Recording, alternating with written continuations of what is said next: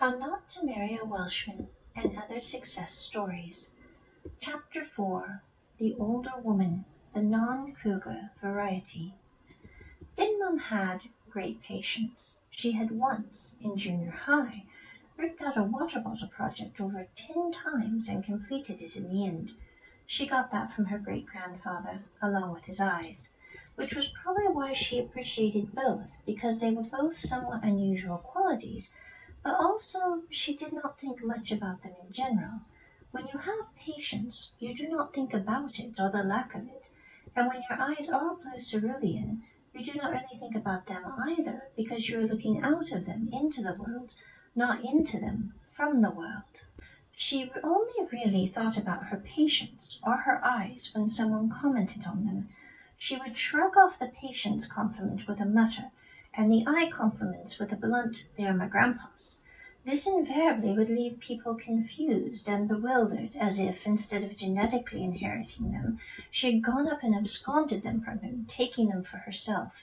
Humans were weird, Dinmum concluded. Dinmum thought humans were weird about a lot of things, like, for example, age gaps. Living in Thailand for a while as she had seen a great many age gaps, and she was none too impressed by them, very White Lotusy.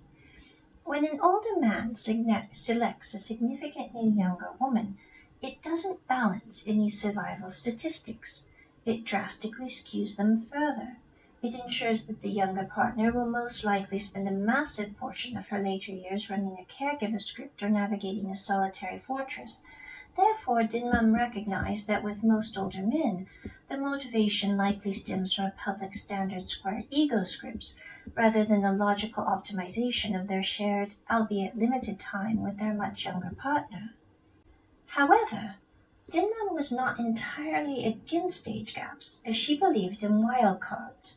Her primary ones in the age gap formula consisted of two distinct types: the older woman, non-cougar variety, and the muffin man leprechaun with emotional merit.